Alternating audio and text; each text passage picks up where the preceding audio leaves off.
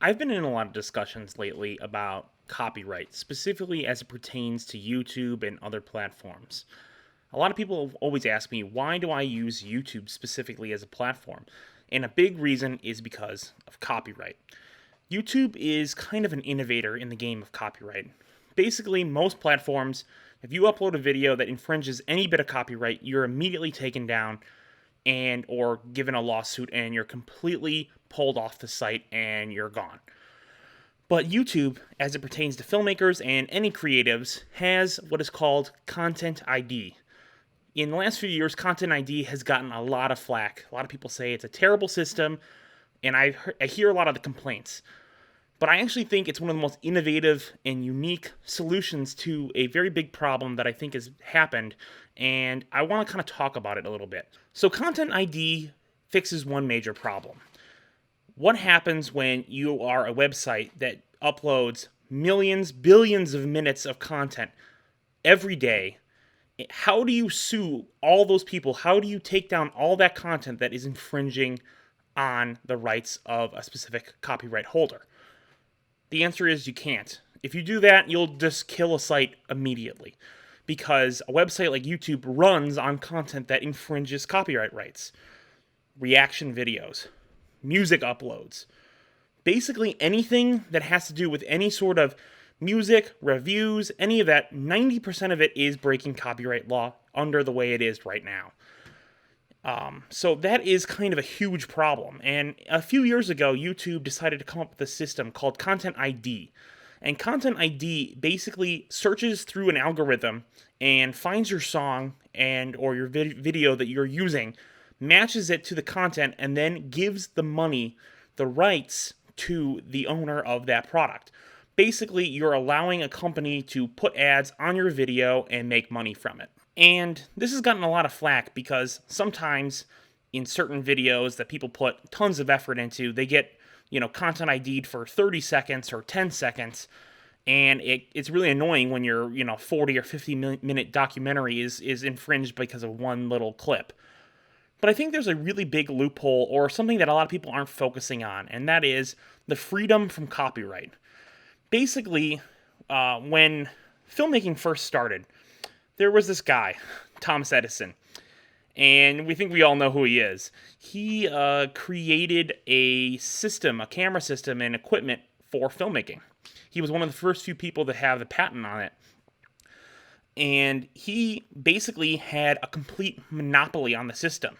So there was a bunch of ragtag group of filmmakers who were all from New York, and they decided to take all their equipment and go to a little place called Hollywood. The idea was that if they were physically far away from Edison, it would be harder for him to do lawsuits on them, and it would be a lot easier for them to get away with copyright infringement. That is how the backbone of our Hollywood system that we know today was built, on the back of literally infringing on people's copyright. So it's not something completely new. And I think YouTube is sort of allowing for a new sort of system that kind of has the same sort of appeal to it. Basically, YouTube allows you to infringe on the rights of copyright holders with one big exception. You cannot collect the revenue. Basically, you upload a video with a song, let's say a Kendrick Lamar song, and then, you put it up and they collect the money on that video. So, what's really unique about this is it allows creators to get very creative with the song choices, the video choices, whatever they want to put in the frame. It is all open season now because of the way the Content ID system works. With Content ID now, you can legitimately, if you wanted to upload a short film, a feature film, a long form piece of content, you could legitimately put in a song of one of your favorite songs, and assuming it only gets a Content ID, 90% of all these songs get Content IDs. There's very, very few strikes. That is a new way to create content. Now you're opening the artistic medium to a huge spectrum of different ideas that involve pop culture references, using songs that are way out of the range of attainability for an independent film creator. This is so genius. And really, the only thing you lose is earning revenue. And most of us are under that threshold to earn revenue anyway, so there's really no reason to be that worried about losing that revenue, especially if you're not getting it to begin with. Look, I'm not saying you should just go throw a billion songs that you don't own the rights to into your films. But what I am saying is that the way copyright is right now is completely changing. It's not this huge thing if you have a logo in the background. It's not a big deal on YouTube. No one cares if there's a Cocoa Puffs logo in the background. They're not going to sue you. It's just not going to happen. There's a lot of filmmakers out there that say, oh, you're going to get sued, blah, blah, blah. There's obviously 1 in a billion cases when you go to Sundance or you go to some big festival, you're going to get sued. But if you're putting your film on YouTube and you're using copywritten songs, most likely YouTube is going to do absolutely nothing because these companies want the revenue. They can't sue everyone, so they would much prefer to just get the content ID claim, and this allows you to do, let's say, a Tarantino-style soundtrack. You can now pick from a ton of different songs, put them in your video, and then when you do this, you're now able to make a soundtrack that sounds professional and show it to people and say, hey, this is what I can do. Use it as a way to pitch to people and say, this is the type of skills, if I had the budget, I could do this, and upload it to YouTube.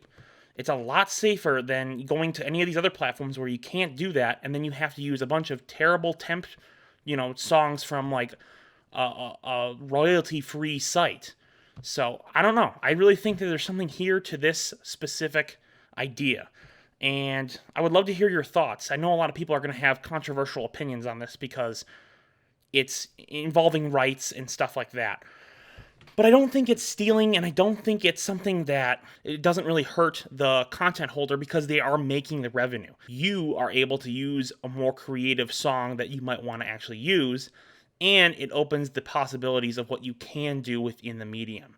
And that's why I love YouTube so much, is that it's opening and expanding the ideas on so many things, but particularly copyright. So, thank you so much.